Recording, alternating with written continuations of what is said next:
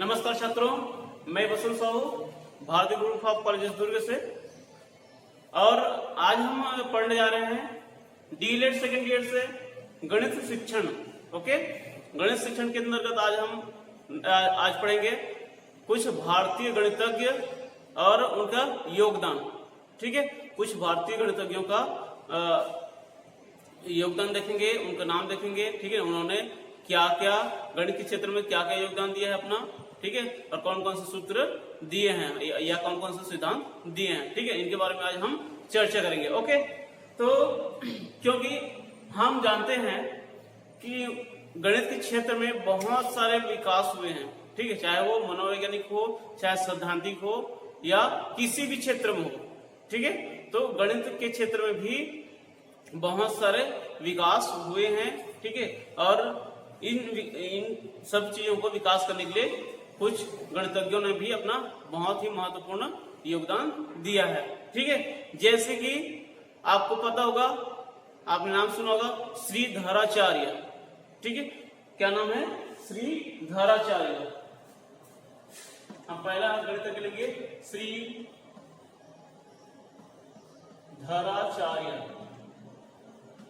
ठीक है, वर्गमूल के जो सूत्र हम पढ़ते हैं, ठीक है, वर्गमूल के जो सूत्र हम पढ़ते हैं उसको इन्होंने ही दिया है। ठीक है, श्रीधराचार्य जी ने ही दिया है। वर्गमूल के जो सूत्र हम जो पढ़ते हैं, a+b पूरे का स्क्वायर या a+b पूरे का क्यूब, इस प्रकार के जो सवाल हम पढ़ते हैं या जो सूत्र पढ़ते हैं उनको श्रीधराचार्य जी ने दिया है। ठीक है, तो आइए जानते हैं इसके बारे में। श्रीधराचार्य का जन्म 750 ईस्वी के आसपास हुआ है ना। तो और गणित के क्षेत्र में श्रीधराचार्य जी ने के ग्रंथ, ठीक है, गणित के क्षेत्र में इनके जो ग्रंथ है उनको बहुत ही महत्वपूर्ण माना जाता है। ठीक है, क्योंकि इन्होंने दो ग्रंथ दिए हैं, महत्वपूर्ण दो ग्रंथ इन्होंने दिया है। कौन कौन सा ग्रंथ है आपका? पहला पाटी ग्रंथ, पाटी गणित। ठीक है, पहला क्या है? पाटी गणित, इसका पहला ग्रंथ है। दूसरा ग्रंथ क्या है आपका? त्रिशतिका। क्या है? त्रिशतिका।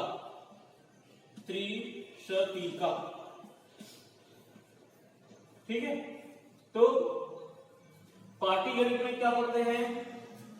इसमें हम बीज गणित को पढ़ते हैं।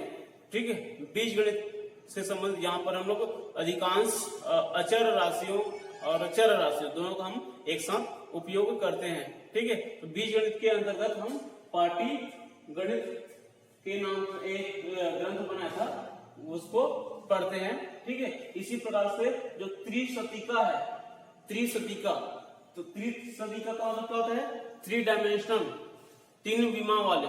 ठीक है, 3 विमा वाले जितने भी आपका जैसे कि घन है, घनमूल है, आयत है, ठीक है, शंकु, इस प्रकार के जो आपका डायग्राम होते हैं। ठीक है, मतलब 3 विमा वाले जो आपका डायग्राम होते हैं उसको त्रिशतिका के अंतर्गत पढ़ा जाता है।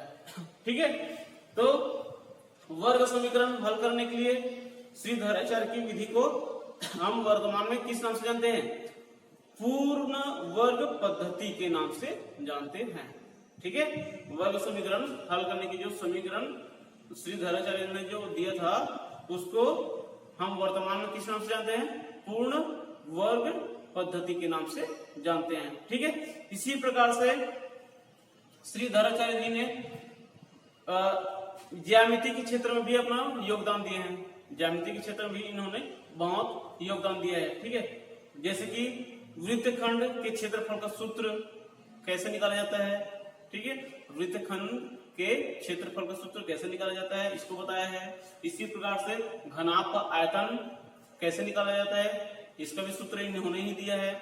ठीक है, इसी प्रकार से लंबवृत्तीय बेलन है ना, किसी बेलन का आयतन निकालने का सूत्र, इसको भी इन्होंने ही दिया है, धराचार्य जी ने दिया है।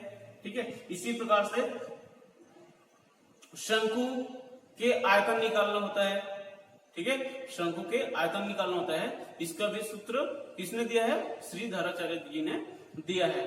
ठीक है, इस प्रकार से हम कह सकते हैं कि श्रीधराचार्य जी गणित के क्षेत्र में बहुत ही महत्वपूर्ण योगदान दिए हैं और उन्होंने बहुत सारे सूत्रों को और समीकरणों को आपको दिए हैं। ठीक है, तो ये होगा आपका श्रीधराचार्य के संबंध में, है ना। और इन्होंने एक महत्वपूर्ण एक श्लोक भी दिया था, ठीक है, जो कि बहुत प्रसिद्ध है, जैसे कि चतुराहत वर्ग समय रुपये पक्ष द्वियम गुणयत अव्यक्त वर्ग रुपये युक्त पक्षोत ततो मूलम।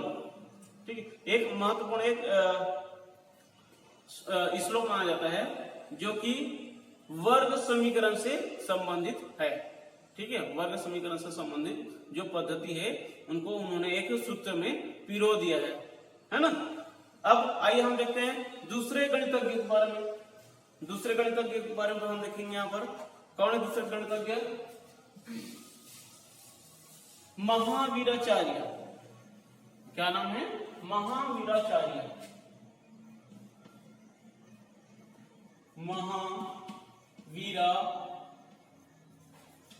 वीराचार्य।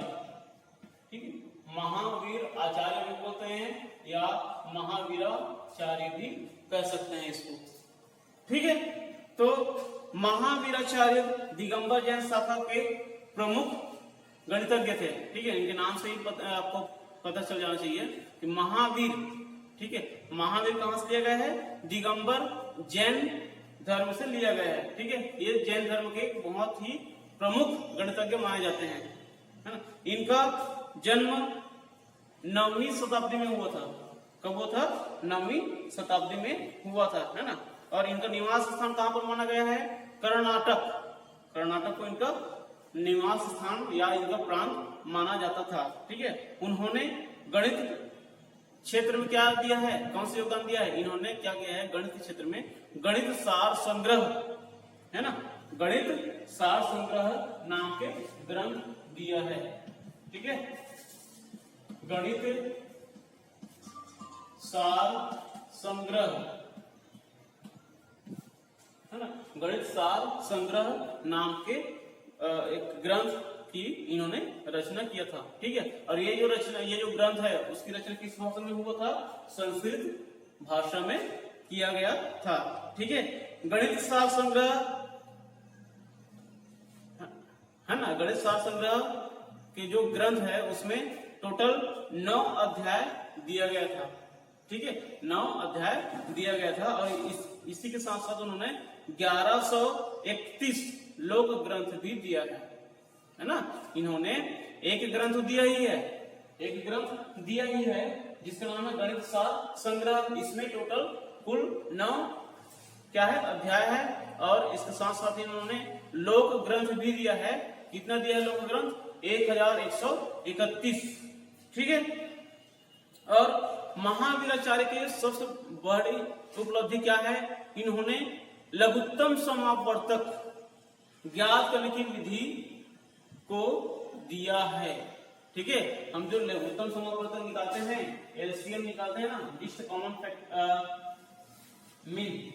ठीक है, हम लोग जो लघुत्तम समापवर्तक निकालते हैं, एलसीएम निकालते हैं, इस विधि को महावीराचार्य ने दिया था। ठीक है, इसको आपको याद रखना है।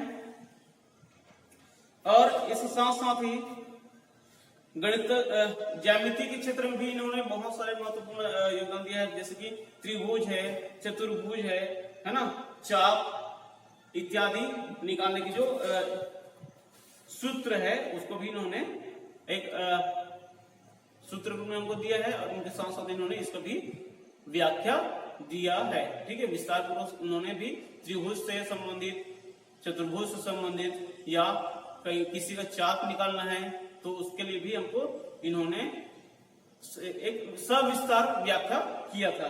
ठीक है, ऐसे संपूर्ण त्रिभुज की रचना करना जिसमें भुजाओं, क्षेत्रफल और परिगत वृत्त के व्यास सभी की माप पूर्ण संख्याएं होती है। ठीक है, इसको भी किसने बताया है? महावीराचार्य ने बताया है ना। और इसके साथ ही पाश्चात्य गणित इतिहास में इस प्रकार के त्रिभुज की रचना के संबंध में लियोनार्दो फिबोनाची, है ना, लियोनार्दो फिबोनाची ने पहली बार विचार किया था।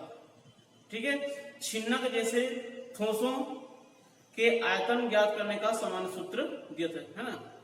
छिन्नक जैसे मतलब जैसे कि त्रिभुज हो गया, त्रिभुज के जैसे हमको आयतन निकालना है, या चतुर्भुज का आयतन निकालना है, या वृत्त के संपूर्ण क्षेत्र निकालना है, या उसकी आयतन निकालना है ना। तो इन जैसे ठोस जो वस्तु रहती है या आकार होती है, उसकी आयतन किस प्रकार से निकाला जाता है, इसके लिए भी श्री महावीराचार्य ने उनको बताया है। ठीक है, तो ये हो गया श्रीधराचार्य के बारे में, सॉरी महावीराचार्य के बारे में। ठीक, श्रीधराचार्य ने क्या दिया है, वर्ग समीकरण का सूत्र दिया है। ठीक, इसी प्रकार से जो त्रिविमीय जो आकृति रहती है, उसके आयतन निकालने की सूत्र को दिया है। ठीक है, इसी प्रकार से श्री महावीराचार्य ने भी क्या दिया है, लघुत्तम समापवर्तक निकालने की विधि को बताया है, और उसके साथ साथ ही इन्होंने ठोस वस्तुओं के आयतन कैसे निकाला जाता है, इसके सूत्र को भी इन्होंने दिया है। ठीक, इसी प्रकार से हम तीसरा देखेंगे। तीसरा है गणितज्ञ भास्कराचार्य। क्या है, भास्कराचार्य, ये भी प्रसिद्ध गणितज्ञ ही है, भास्कराचार्य या भास्कर आचार्य भी कह सकते हैं। ठीक है, भास्कराचार्य। अब हम देखेंगे भास्कराचार्य के बारे में। भास्कराचार्य का जन्म कब हुआ है, सन 1114 ईस्वी में। कब हुआ है, सन 1114 ईस्वी में। कहां पर हुआ है, विजेटविट नामक ग्राम में। ठीक है, और ये जो स्थान कहां पर है आपका, विजेटविट स्थान के बारे में मैं आपको एक और महत्वपूर्ण बात बताता हूं कि इस स्थान के विषय में कुछ लोगों का यह मानना है कि यह बीजापुर कर्नाटक में स्थित है। कहां पर स्थित है, बीजापुर कर्नाटक में स्थित है। और कुछ लोगों का विश्वास है, कुछ लोगों का मानना है कि यह जो स्थान है वो जलगांव महाराष्ट्र में है।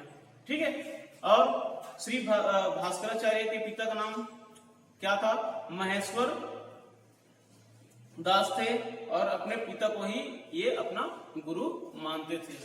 ठीक है, श्री भास्कराचार्य ने अपना गुरु किसको माना था, अपने पिता श्री महेश्वर दास को ही मानता था। ठीक है, और भास्कराचार्य उज्जैन गुरुकुल परंपरा के खगोल शास्त्री भी माने जाते हैं, है ना। उज्जैन में जो गुरुकुल स्थित है, वहां के खगोल शास्त्री भी थे। ठीक है, और गणित तथा खगोल शास्त्र पर इनके 3 ग्रंथ है। ठीक है, इनका भी 3 ग्रंथ है, जैसे कि श्रीधराचार्य का 2 ग्रंथ था, पाटीगणित और त्रिशतिका, है ना। श्री महावीराचार्य का 1 ग्रंथ था। कौन सा ग्रंथ है ये आपका, गणित। कौन सा ग्रंथ था, श्री महावीराचार्य ने कौन सा ग्रंथ दिया है, गणित सार संग्रह। ठीक है, गणित सार संग्रह नामक ग्रंथ दिया था। इसी प्रकार से श्री भास्कराचार्य ने भी 3 ग्रंथ दिया है। ठीक है, कौन कौन से 3 ग्रंथ है आपका, पहला लीलावती। ठीक है, लीलावती। दूसरा दिया है इन्होंने बीजगणित नाम का भी ग्रंथ इन्होंने ही दिया है। ठीक है, इसी प्रकार से तीसरा सिद्धांत शिरोमणि। तीसरा ग्रंथ क्या है, सिद्धांत शिरोमणि। ठीक है, इस प्रकार से श्री भास्कराचार्य ने 3 ग्रंथ दिया है। ठीक है, तो इसमें हम देखेंगे लीलावती में क्या था। इस ग्रंथ में अंकगणित, ज्यामिति और क्षेत्रमिति, ठीक है, अंकगणित, ज्यामिति और क्षेत्रमिति से संबंधित विस्तार पूर्वक वहां पर व्याख्या किया गया है। इसमें लीलावती में, ठीक है, लीलावती नाम के ग्रंथ में। इसी प्रकार से बीजगणित या बीजगणितम भी इसको हम कहते हैं, बीजगणितम भी इसको कहते हैं। तो इसमें बीजगणित और अनिर्धार्य समीकरण का हल दिया गया है, ठीक है। बीजगणितम नामक ग्रंथ में बीजगणित से संबंधित जितने भी सवाल है, हल है या और अनिर्धार्य समीकरण जो है उनको उन्होंने बीजगणितम नामक ग्रंथ में व्याख्या किया है, ठीक है। इसी प्रकार से सिद्धांत शिरोमणि नाम के ग्रंथ में ये जो ग्रंथ है सिद्धांत शिरोमणि नाम के, इस ग्रंथ को खगोल शास्त्र के नाम से भी जाना जाता है। किस नाम से जाना जाता है? खगोल शास्त्र नाम के ग्रंथ के बारे में भी इसको जाना जाता है, ठीक है। तो इसी प्रकार से इन ग्रंथों की जो लोकप्रियता है और उपयोगिता इस बात को प्रमाणित करती है कि इन ग्रंथों पर 4000 से भी अधिक टीकाएं उपलब्ध है ना। ये जो 3 गणित आपका ग्रंथ है उनमें 4000 से भी ज्यादा टीकाएं लिखी गई है ना। इनके ग्रंथ लीलावती और बीजगणित, ये 2 जो ग्रंथ है वो वर्षों तक पाठ्य पुस्तक में पढ़ाए जाते रहे हैं, है ना। ये बहुत ही पुराना ग्रंथ है जो जिसको हम वर्षों पहले से भी इसको हम शुरू आज तक पढ़ाते जा रहे हैं, ठीक है। लीलावती और बीजगणित दोनों ग्रंथ को हम आज भी स्कूलों में पढ़ाते हैं, है ना। और अन्य महत्वपूर्ण बिंदु ये भी है यहाँ पर, उसमें ये भी उल्लेख किया गया है कि जैसे कि काल गणना के संबंध में उन्होंने सूक्ष्म विचार किया था, है ना। मतलब समय से संबंधित जो गणना किया जाता है उस पर भी उन्होंने एक बहुत ही सूक्ष्मता से विचार किया है और उसमें वो व्याख्या किया है ना। जैसे इसी प्रकार से पृथ्वी की गुरुत्वाकर्षण शक्ति की संकल्पना इनके ग्रंथों में भी स्थित है ना। उन्होंने उज्जैन को शून्य रेखावृत्त माना है, ठीक है। किसने? भास्कराचार्य जी ने उज्जैन को शून्य रेखाचित्र रेखावृत्त माना गया है, ठीक है। और ग्रंथों के आकार ग्रहों के आकार पृथ्वी से उनकी दूरी और ग्रहों की गति ज्ञात करने की विधि भी किसने दिया है? श्री भास्कराचार्य ने दिया है।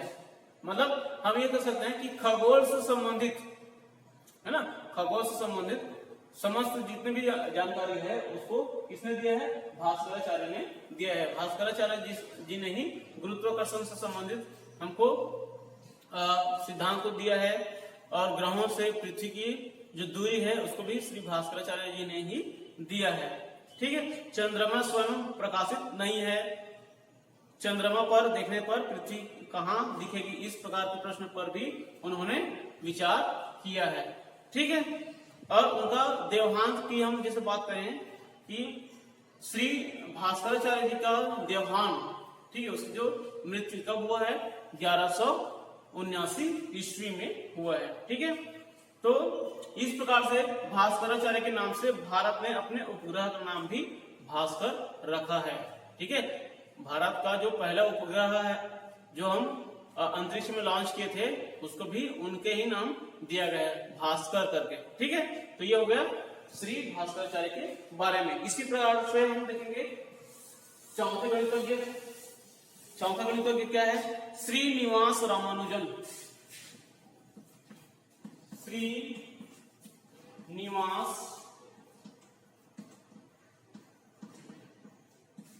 रामानुजन, ठीक है। ये है आपका चौथा गणितज्ञ। ये भी बहुत ही महत्वपूर्ण या बहुत ही महान गणितज्ञ के रूप में जाना जाता है। तो श्रीनिवास रामानुजन का जन्म कब हुआ है? 22 दिसंबर सन 1887 में हुआ था। कहां पर हुआ था ये? तमिलनाडु के ईरोड नगर में। कहां पर हुआ था? तमिलनाडु के ईरोड नगर में हुआ था, है ना। इनके पिता का नाम श्रीनिवास अयंगर था। क्या था? श्रीनिवास अयंगर था, इसलिए उन्होंने अपने नाम के आगे क्या लिखा है, हमेशा श्रीनिवास लिखता है। और रामानुजन उनका नाम है, उनका मूल नाम क्या है, रामानुजन है। ठीक है, तो उन्होंने अपने पिता के नाम को सामने रखा है, श्रीनिवास अयंगर को उन्होंने श्रीनिवास रामानुजन लिखा है। ठीक है, और इनकी माता का नाम कोमल ताम्मल था। क्या था, कोमल ताम्मल था। ठीक है, रामानुजन की गणित में विशेष रुचि रहती है, ये तो जाहिर सी बात है ना। हाई स्कूल तक उन्होंने अपनी जो कक्षा में हमेशा पहला आता था। ठीक है, एक महत्वपूर्ण बात यह है कि उन्होंने हमेशा से ही, मतलब शुरू से ही हाई स्कूल तक वे अपने कक्षा में पहला ही आता था, मतलब प्रथम स्थान प्राप्त करते थे, है ना। सन 1913 में रामानुजन ने कैम्ब्रिज विश्वविद्यालय के प्रसिद्ध गणितज्ञ प्रोफेसर G.H. हार्डी को एक पत्र लिखा और साथ में 120 प्रमेय भी भेजे हैं। ठीक है, कितना प्रमेय भेजा है उन्होंने, 120 प्रमेय भेजा है। किसको, कैम्ब्रिज विश्वविद्यालय के प्रोफेसर को। ठीक है, और रामानुजन के कार्य से प्रभावित होकर प्रोफेसर हार्डी ने उनको सन 1914 में इंग्लैंड बुला लिया था, अपने पास उन्होंने इंग्लैंड बुला लिया था। और रामानुजन को उनके शोध पत्र के आधार पर ही बिना परीक्षा दिए मार्च 1916 में बीए की उपाधि प्रदान किया गया था। ठीक है, मतलब हम यहाँ पर समझ सकते हैं कि बिना परीक्षा दिलाए भी उनको बीए की उपाधि दे दिया गया था। क्यों दे दिया गया था, उनके उपलब्धि को देखते हुए। ठीक है, उनके उपलब्धि को देखते हुए। ठीक, तो इंग्लैंड प्रवास में प्रोफेसर हार्डी के साथ रामानुजन के कुल 21 शोध पत्र प्रकाशित हुआ है। और 6 दिसंबर 1917 को रामानुजन लंदन में रॉयल सोसाइटी के फेलो चुने गए। ठीक है, फेलो आपका जो सदस्य होता है वो चुना गया है। ठीक है, और 27 मार्च 1919 को भारत वापस आने का उनको निमंत्रण मिला था। और उन्होंने उसी सन में, ठीक है, कब 1919 में वो भारत वापस आए, जहां पर उनका एक मतलब भव्य स्वागत किया गया था। ठीक है, और रामानुजन अपना सारा जो गणितीय कार्य किसमें करता था, स्लेट पट्टी में करता था। किसमें करता था, स्लेट पट्टी में करता था। जितने भी उन्होंने शोध किया है, जितने भी उन्होंने गणित बनाए हैं, उसको सिर्फ स्लेट पट्टी में ही किया गया था। ठीक है, और उसमें करने के बाद उन्होंने उसको अपने डायरी में उतार लेते थे। ठीक, और उनकी कृति के रूप में रामानुजन डायरी उपलब्ध, मतलब उनकी जो डायरी है वो आज भी रामानुजन के नाम से उपलब्ध होता है। ठीक है, और इनका निधन की बात करें हम तो श्रीनिवास रामानुजन का निधन सन 16 अप्रैल 1920 को ही हो गया था।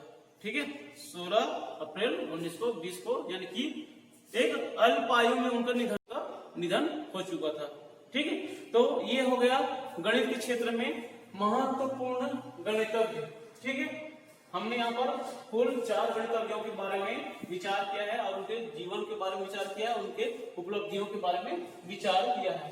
ठीक है, तो इस प्रकार से हम देखें, श्रीधराचार्य ने 2 ग्रंथ लिखा है, पाटीगणित और त्रिशतिका। ठीक है, महावीराचार्य ने एक ग्रंथ लिखा है।